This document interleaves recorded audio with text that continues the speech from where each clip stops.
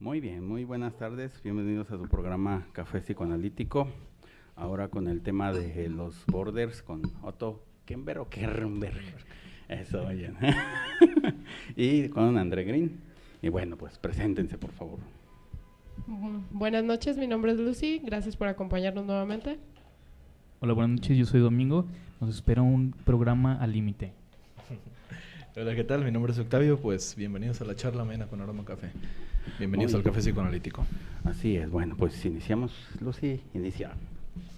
Bueno, empezamos con el concepto de a qué llamamos la estructura borderline o fronteriza.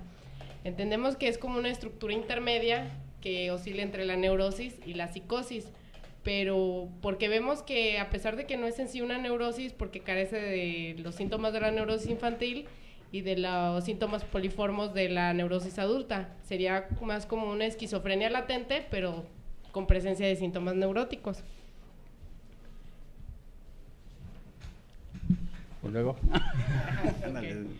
Dentro de los pacientes fronterizos vemos que tienen mucha manipulación agresiva de las cosas, tienden mucho a la agresión en todas sus formas, buscan relaciones dependientes y utilizan mucho lo que es el mecanismo de defensas primitivos, entre ellos la excisión, que es la principal que ellos utilizan. Confunden lo interno con lo externo y no entienden la diferenciación entre el sí mismo y los otros y entre todos los objetos que están externos, fuera del self. Hay un personaje muy famoso en la televisión, que era más o menos de los años 90, en un programa que se llamaba Animaniacs. Era una chica que se llamaba Katy Kaboo. Era una chica que la empezaban a hacer enojar, o le decían que no podía ir a una fiesta, le decían que no podía hacer algo, y se empezaba a poner roja, hasta que de repente explotaba. Se ponía algo así como Hulk a veces como Godzilla, y sería una descripción a lo mejor caricaturesca de una persona con estructura border.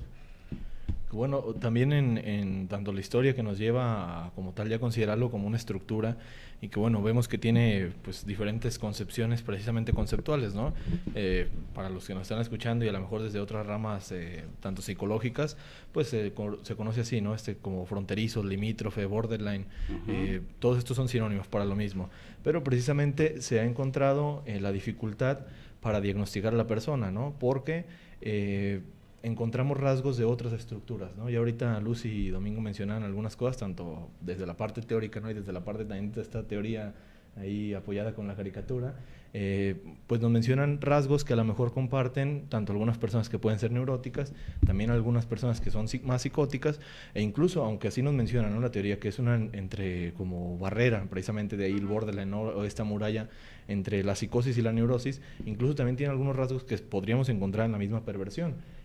Algunas veces acá charlando con Domingo me encontraba con eso, en algunos casos que empezamos ahí a tratar de diagnosticar por estructura, y bueno, yo empezaba a hacer una estructuración más perversa, pero a veces llegaba esa duda, ¿no? ¿Qué tal que sean borderline, ¿no? ¿O qué tal que sean limítrofes?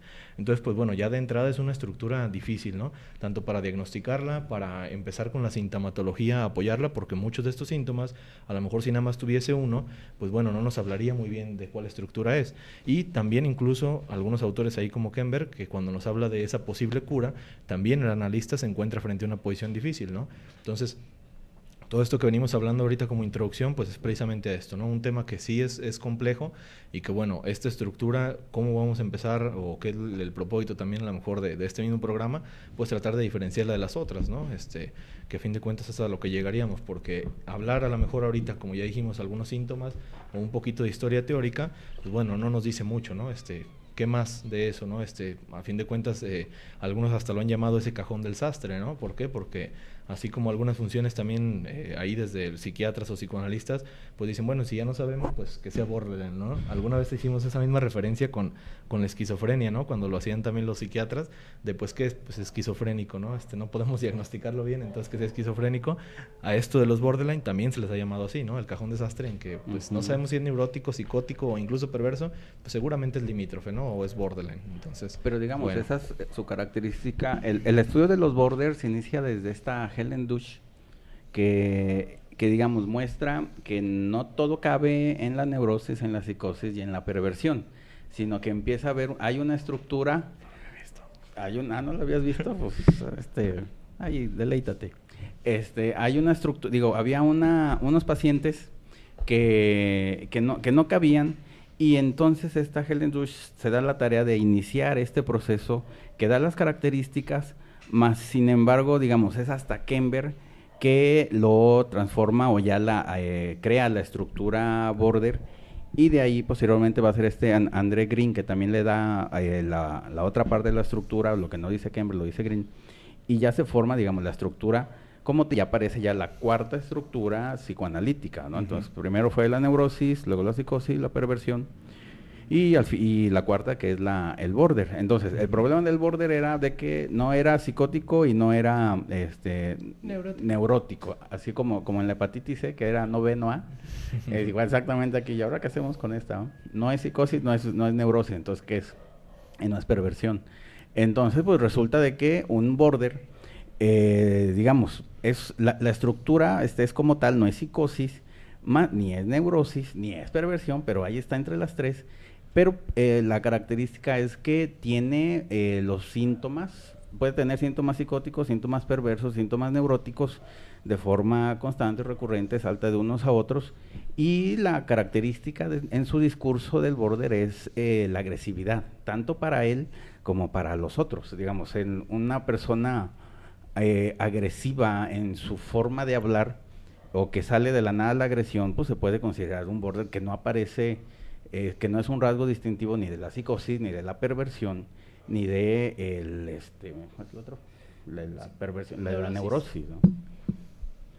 Entonces, bueno, vemos que los borderline utilizan los mecanismos de defensa de las tres estructuras, como decía el doctor, pero regularmente pueden pasar bastante tiempo estabilizados en una sola estructura, pero ante situaciones de estrés, como tienen muy baja tolerancia a la frustración, van a saltar como brotes psicóticos. Entonces ahí es donde es fácil de ubicar. Aparte de que siempre mantienen una ansiedad flotante, difusa, como crónica, todo el tiempo se manifiestan ansiosos. Suelen tener también los síntomas de como neurosis polimorfas, a veces histéricos, a veces obsesivos, pero o sea, van flotando de una estructura a otra sin estar demasiado tiempo en alguna.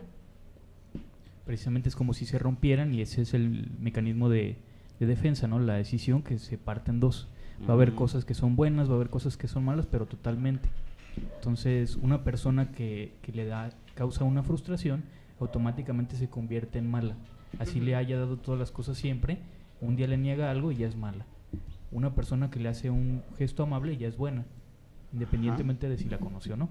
Y la característica, digamos, el mecanismo de defensa de un border es la escisión como principal. Claro que tiene los demás, pero así como en el perverso está la renegación, en el psicótico la proclusión, en el neurótico la represión, en el border su mecanismo de defensa principal es la escisión, y por eso vienen esos extremos de que o totalmente bueno o totalmente malo, o totalmente agradable, totalmente desagradable, ¿no? Todo se va de un extremo a otro, ¿sí? También ahí viene la típica frase de ni tuyo ni mío.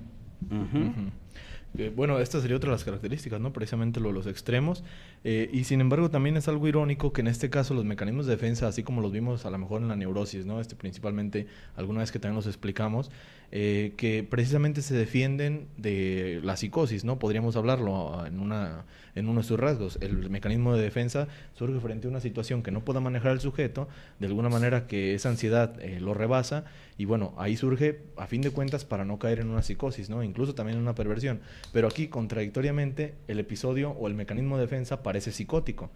Es como si no se defendiera, ¿no? A fin de cuentas, como que lo vive en este caso, y por eso ya lo hablaba Lucy también, en ese momento cuando surge la ansiedad, cuando surge un problema, cuando surge una situación que no puede manejar el sujeto, lo que sucede es que parece que hay un episodio psicótico, ¿no? Entonces, el mecanismo de defensa, ahí a fin de cuentas es un mecanismo de defensa como psicotizado, o incluso un mecanismo de defensa perversionado, ¿no? Y esto puede ser lo que nos tienda a confundirnos, ¿no? De decir, a ver, entonces, ¿de cuál estructura era, no? Porque en tal situación actuó de tal manera.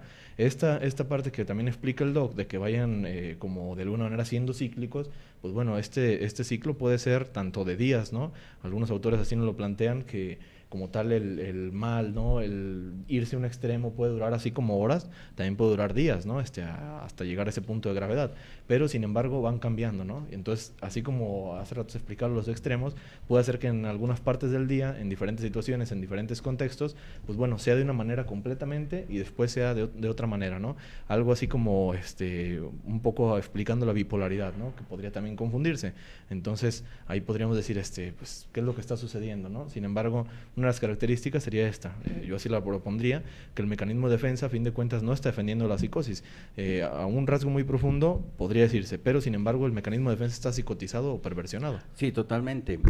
Digamos, de lo que se defiende un border, y lo dice Green, es de la depresión. A fin de cuentas, sí, eso es así como se defiende el psicópata de la psicosis, el border se defiende de la depresión, ¿sí? Totalmente. Digamos, así como el neurótico se defiende del dolor o del displacer, el border es la depresión, la melancolía como tal, ¿no? El vacío, pues, como dice ahí también. Sí.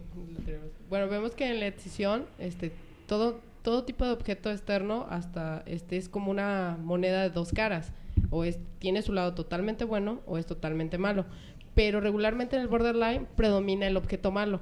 El objeto bueno se ve como poco duradero, es inasequible, y de hecho él se siente frustrado por no poder obtener el objeto bueno. Entonces el objeto malo regularmente perdura más, es persecutorio y lo agrede. Sí lo va a ver como la sensación de abandono de la madre, o como la madre que lo frustró en la etapa pequeña. También habla de que el trauma en la infancia pequeña, sobre todo en la fase oral, es el origen, puede ser el origen de las personas borderline. ¿Por qué? Porque ubican a tanto una madre como un padre totalmente bueno o totalmente malo. El objeto malo regularmente es omnipotente, y el objeto bueno se ve como el débil, el que es incapaz de defenderse de este objeto que es omnipotente, persecutorio y represor. Acepta quedarse con el objeto malo porque cree que si se queda con el bueno lo va a destruir. Así Entonces van a ser personas que prefieren, como dicen, mi peor es nada, lo decíamos antes de empezar el programa, mi peor es nada es, prefiero tener a alguien que es malo conmigo, pero tener a alguien a no tener a nadie. Se defiende del vacío, tal como lo dices, o sea, nadie se va a arrastrar hacia la nada, prefiere exactamente mantener ese objeto que le ocasiona sufrimiento o hasta cierto punto de destrucción, con tal de no quedarse sin nada. O sea, el borderline se defiende mucho de lo que es la sensación de vacío, de futilidad, que vemos dentro, que en su propio pensamiento está esta sensación de vacío. Lo llamaba Green como de cabeza hueca, que hay ausencia de pensamientos porque no los puede elaborar. O sea, no elabora las pulsiones, salen en bruto así, y él se defiende de todo esto de esa sensación de vacío que no tolera. También, como no hay elaboración de las pulsiones, no hay tanta sublimación, no hay una elaboración psíquica adecuada, entonces lo que pasa es que hay descarga pero no adecuada, y se queda la persona repitiendo y repitiendo la descarga, y puede estarse automutilando, puede tener conductas agresivas contra sí mismo, puede estar teniendo alguna compulsión, adicciones, todo tipo de cosas, pero en realidad nunca hay la descarga porque no la sabe elaborar. Hay hay un completo sentimiento de insatisfacción. O sea, la pulsión, al no poder ser elaborada, nunca se puede satisfacer. Entonces, a pesar de que hace y vuelve a hacer, siempre se siente insatisfecho con todo lo que hace porque no logra descargarla, porque no sabe qué es, no la puede elaborar. Ese tendríamos que dar una nota, ¿no? Precisamente es el punto relevante. Más allá de que se defiende también de la sensación de vacío, la sensación de vacío es la que está permanente, ¿no? La sensación de vacío es la que todo el tiempo estás echando. De alguna manera podríamos decirlo hasta paranoide, ¿no?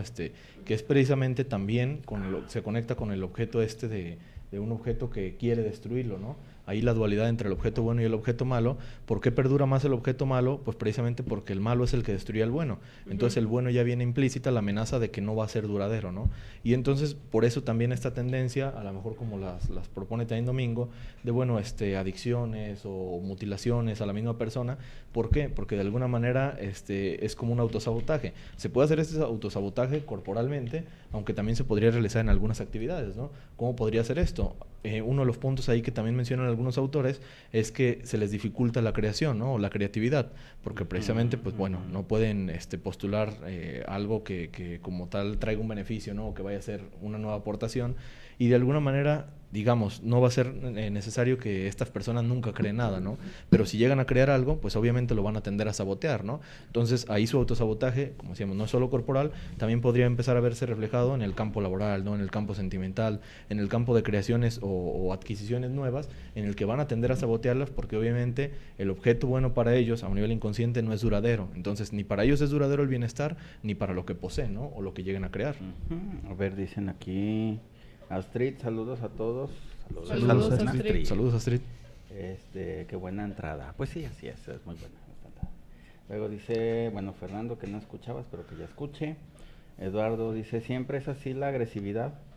Digamos, la agresividad con el border, pues sí, digamos, eso es su rasgo característico. Su discurso es agresivo en el sentido tanto de hacia los otros como hacia él mismo. Él puede decir cosas de él mismo de forma agresiva o de forma de riesgo, ¿no? Que asume el border tiende en estos acting outs a arriesgarse o a ponerse en riesgo, y lo dice como dijera que compré el periódico, ¿no? Pero dice, no, pues estoy con esas actitudes de riesgo y lo dice como si nada, pues eso es lo agresivo en él, que no se da cuenta. Algunos lo ponen como esta acción sarcástica, ¿no? Todo el tiempo. ¿Por qué? Porque también son como muy directos, ¿no?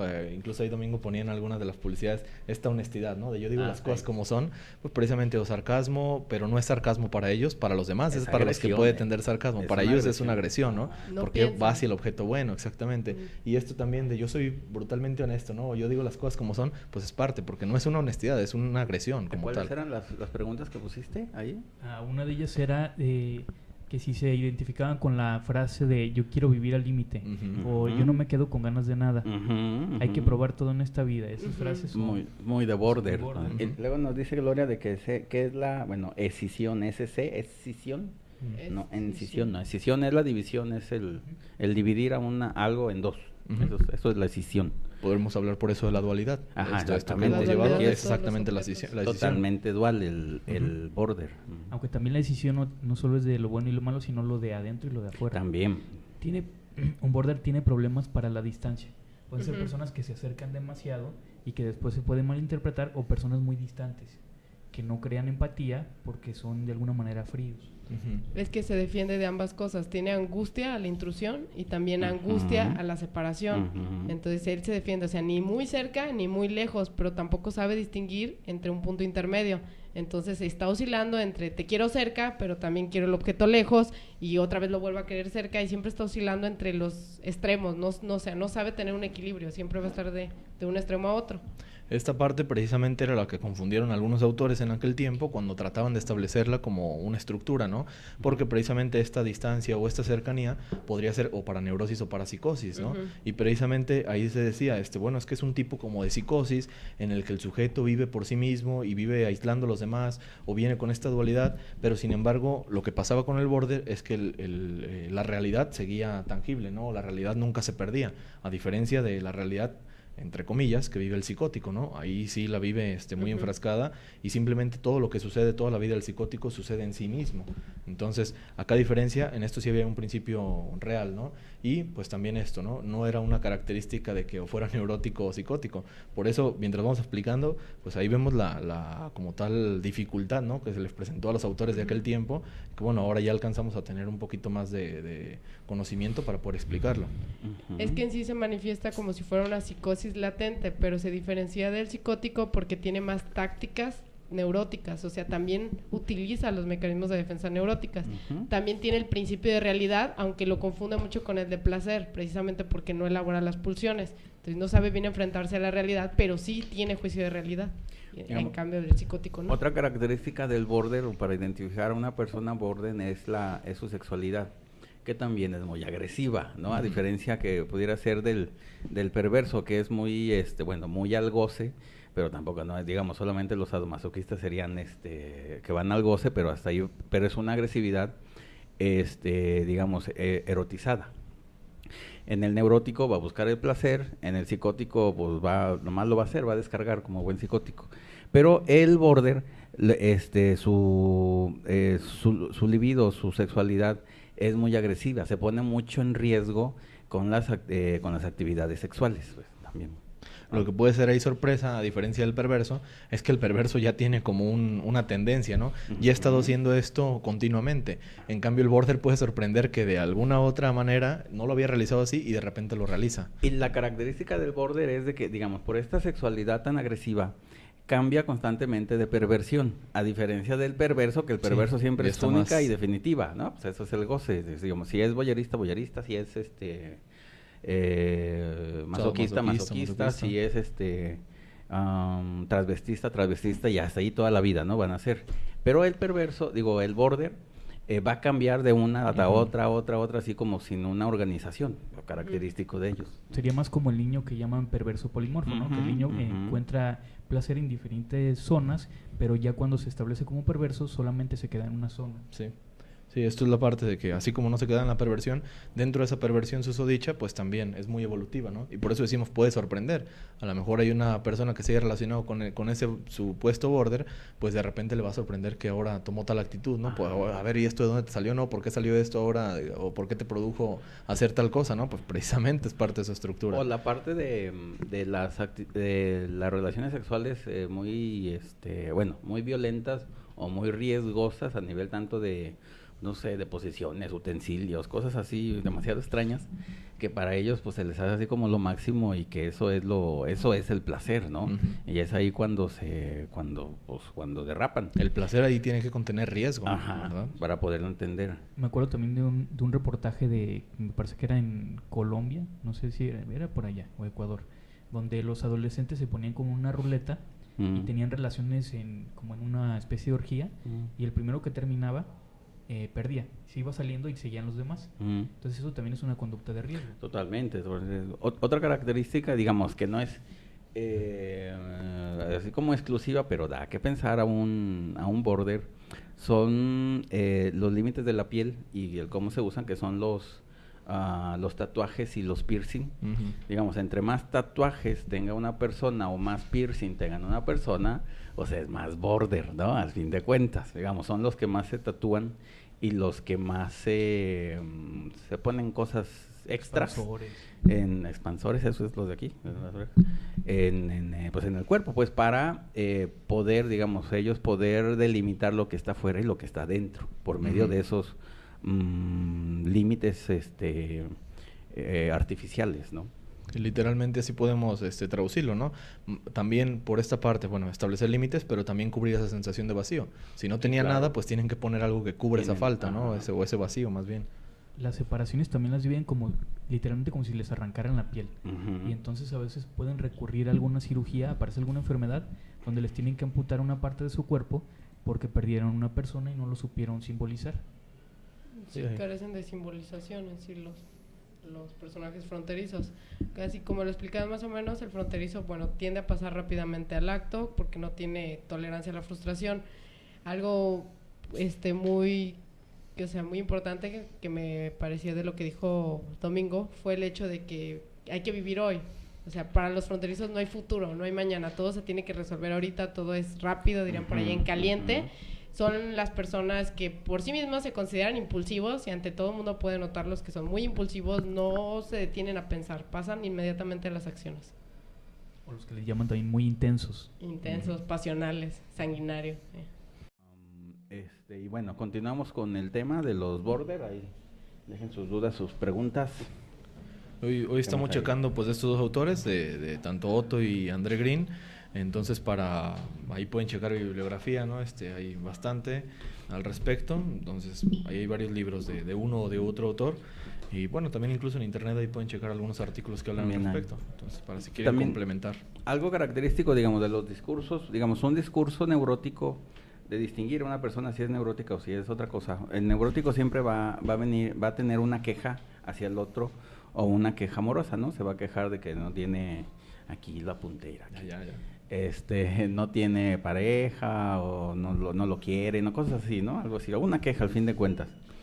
El discurso de un psicótico va a ser, digamos, a nivel de dependiendo de la gravedad, si usa neologismos o palabras raras o también un discurso muy desorganizado, es algo característico en los psicóticos.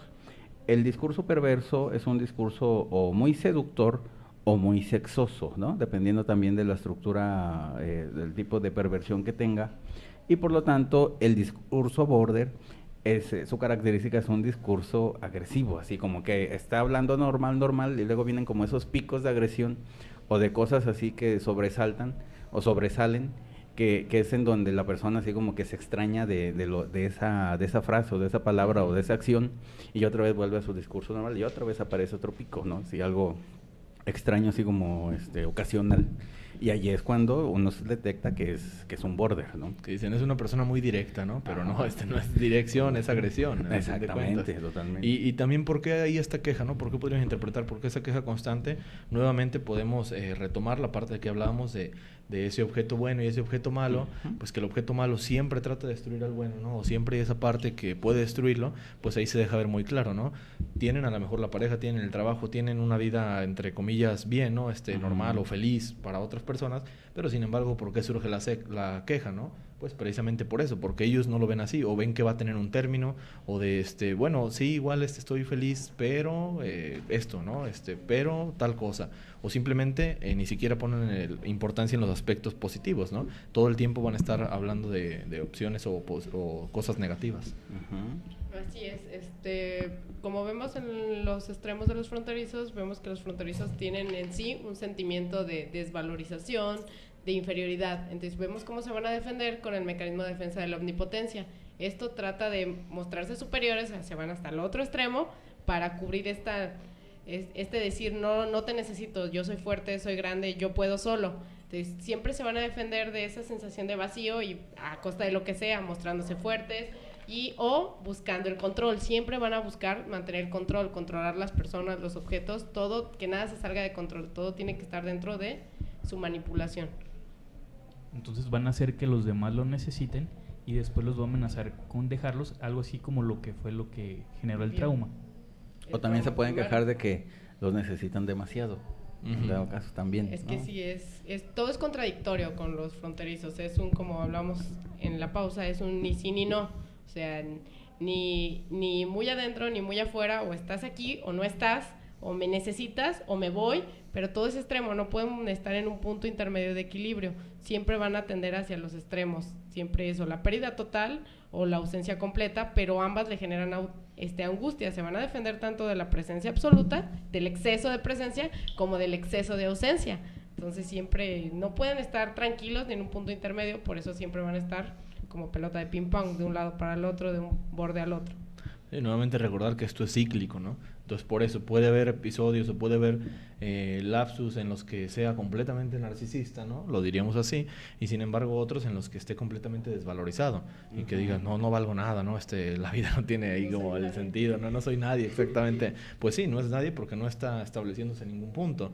Entonces eso sería como otra de las características. Así como hace rato hablábamos de la parte cíclica en la que, bueno, es con su conducta, ¿no? La parte de impulsivo, no impulsivo.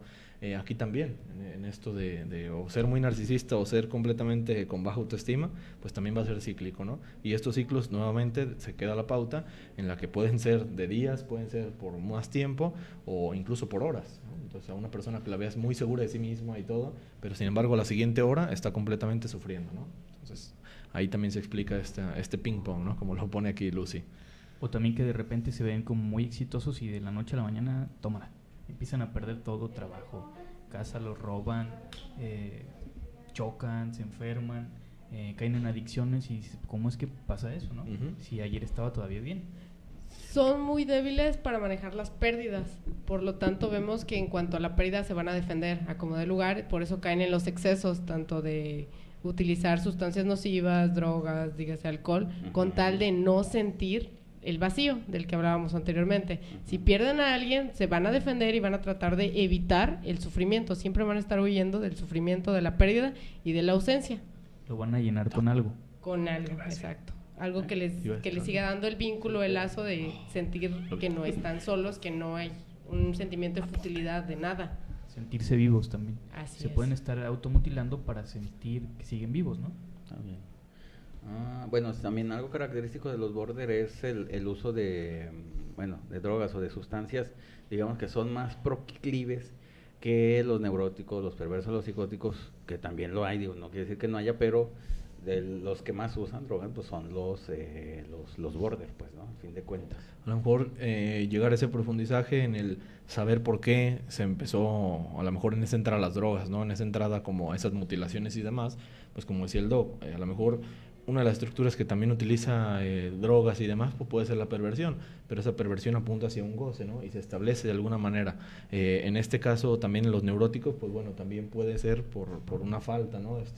Ahí a lo mejor un impedimento en los mismos afectos y empiezan con esta parte de la drogadicción o de algún otro tipo de sustancia, ¿no? Sin embargo, vamos viendo hacia dónde va, ¿no? O de dónde surgió. Y con el border, pues completamente es también hacia la misma destructividad, ¿no? De la persona, y también no está muy bien establecido, a ver, de dónde surgió, ¿no? Como decía Domingo, que de la noche a la mañana, ¿no?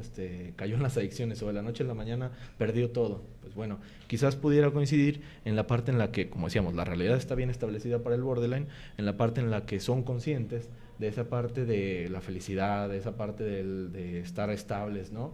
Y en ese momento, pues bueno, dicen, no, esto no pudo haber sido duradero, ¿no? Esto no debería de ser, el objeto bueno tiene que ser destruido, y automáticamente empieza esa destrucción.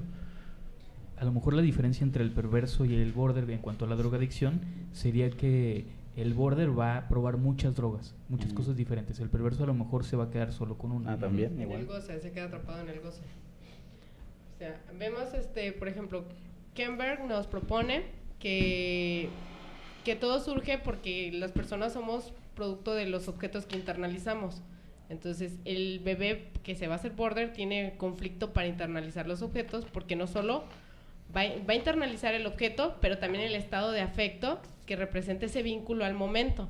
Entonces, si el estado de afecto es negativo, el objeto se va a volver completamente malo, como lo habíamos visto. Y si es bueno, es completamente bueno. Por eso también vemos que utiliza otros mecanismos de defensa, como son la identificación proyectiva y la idealización primitiva. En la identificación proyectiva va a tratar de proyectar hacia un objeto todo lo frustrante, todo lo malo. Y en la idealización trata de poner en otro objeto todo lo bueno y quitarle todo lo frustrante, todo lo malo, idealizarlo como algo perfecto. A ver, una super pregunta, dice Mimi. Saludos para todos, se les extraña. Saludos. ¿Se nos extraña? ¿Cómo se nos extraña? No a lo mejor tenía rato sin escucharnos. Tienes toda la razón. Dice, ¿cómo se me quita lo neurótico y lo romántico? Cuando me molesto con alguien siempre busco compensarlo poniéndome romántica o consentidora. Creo que es lo correcto. Bueno, si cree que es lo correcto, es lo correcto. Pues ya, con eso se responde, ¿no? Se está compensando. Dice, sí, y luego dice que ¿qué es eso de la incisión? No, pues quién sabe, pero la escisión es la división, eso sí. División de dos cosas, o puede buenas ser. O malas. Pues, división, dualidad, escisión, SC. SC. Nancy, un saludo a todos, solo que no se escucha.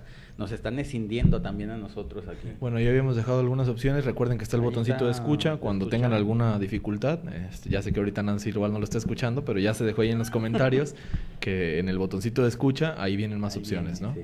Luego Julia la Magnífica, nos saluda Julia. Saludos Julia. Saludos Julia. Sí, se les extraña, también nos extraña Julia. Es que a veces no coincide, ¿no? Por ahí. Les mando un abrazo, igual para todos y muchos saludos. Muy bien, pues qué bueno que hoy sí pudieron escucharnos para que no nos extrañen tanto, ratitos sí, a ratitos no, palabras y palabras. Se cinde aquí la...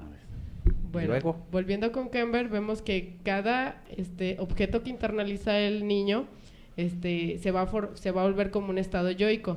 Entonces va a tener un montón de estados yoicos disociados dependiendo de cada objeto que internaliza, y sobre todo porque la mayoría de los objetos son duales. Es como si fuera, como le decía, una moneda de dos caras. No es un objeto unificado, sino está partido en dos. Hay uno totalmente bueno y uno totalmente malo, en el cual, como habíamos explicado, siempre va a predominar el malo. Entonces vemos que el yo se muestra muy rígido, tiene falta de cohesión, falta de unidad, todo está como disperso. Entonces parte de la terapia o del trabajo del analista es tratar de unificar todos estos estados, todas las excisiones, y darle forma, darle estructura, volverlo una unidad para que el paciente pueda funcionar.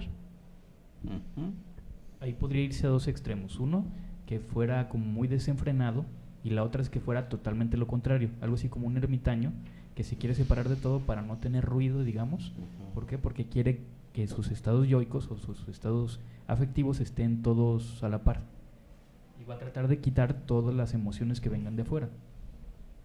También hay una parte aquí que habla Green del self verdadero, como lo dice Winnicott, de que el border nunca va a tener un self verdadero, sino que siempre va a usar sus self falsos y por eso va a estar brincando de un gusto a otro, de una moda a otra, que también es algo muy característico del border, brincar de lo que se pone de moda a la hora, lo que se pone de moda.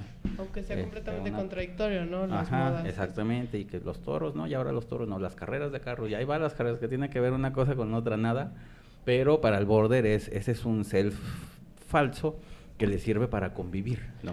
Pues de hecho todos los mecanismos de defensa que utilizan, ¿no? La agresión, la impulsividad, todos van a ser tratando de proteger este self verdadero. Ajá. Que Green nos manifiesta que es silencioso, que en sí este estado de vacío es lo que va a esconder al self verdadero. Muy debilitado, ¿no? Sí, incluso antes de la pausa sí lo dejábamos ver, ¿no? No es. ¿Por qué no es? Pues precisamente porque siempre están en estos self falsos, ¿no? En estos self ahí secundarios.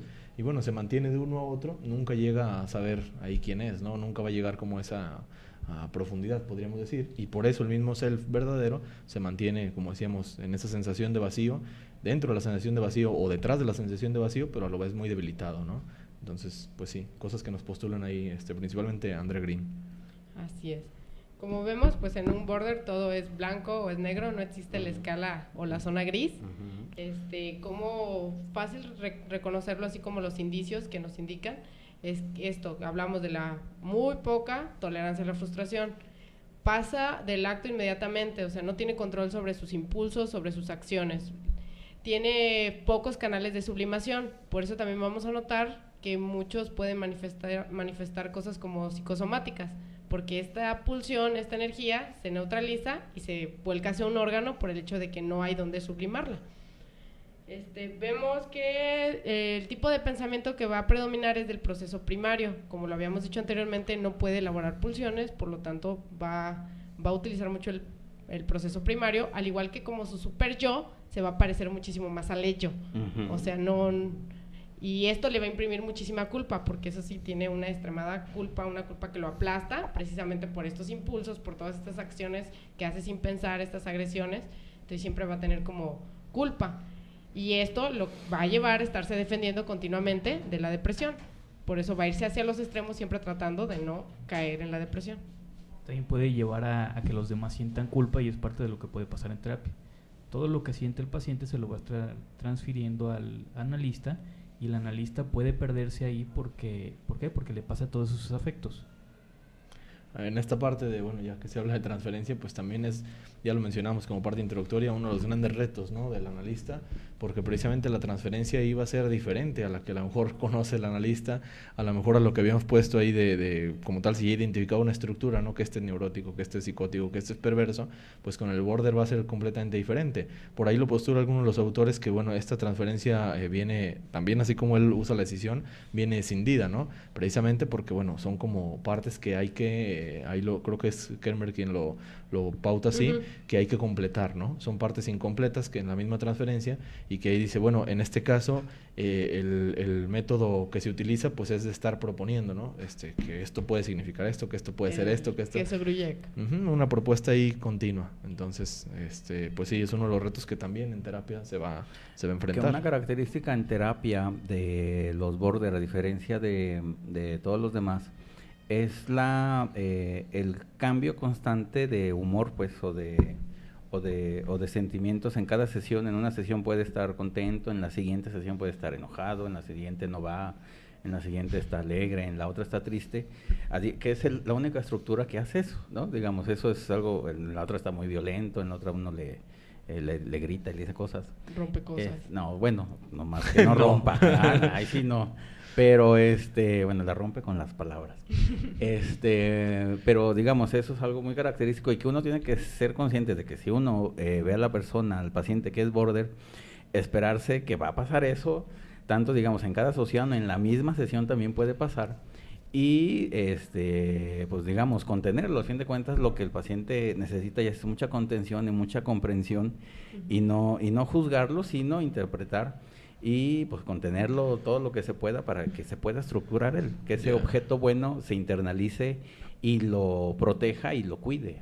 A fin de cuentas, si está dando la continuidad ya en la asistencia, sea como sea que vaya, pues bueno, ya es ganancia, ¿no? Sí. Porque ahí a lo mejor para un analista que sea un poquito más inexperto en esto, esa discontinuidad en la parte de la evolución, ¿no? Que si dice, ¿qué pasó si la sesión pasada se fue muy feliz, exacto. ¿no? ¿Y por qué esta vez llegó tan enojado, no? Exactamente. A lo mejor ahí va a presentar como esta parte de duda en el mismo analista, ¿no? Pero sin embargo no es precisamente que esté como yendo mal el proceso, que no tenga un avance, ¿no? Positivo, sino pues es parte de su estructura, ¿no? Ahí ya la ganancia sería que está yendo, así sea como dice el doc, ¿no? Que un día fue feliz, otro triste, otro enojado, otro empezó ahí a insultar, pero está yendo. A fin de cuentas ya esa continuidad es ganancia dentro del border. Sí.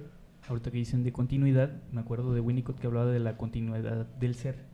El niño necesita que esté ahí la mamá para que sepa que sigue existiendo.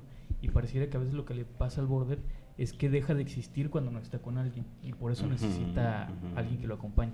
Por eso el analista debe funcionar como objeto transicional, para que el border pueda defenderse de la ausencia, sabiendo que está esa presencia potencial por ahí y podamos empezar a unificar todo eso que está disociado, sin cohesión, con falta de unidad, también unificar lo que esté escindido, lo que es totalmente bueno, que es totalmente malo y que pueda formar un objeto único sin esa dualidad, que pueda funcionar.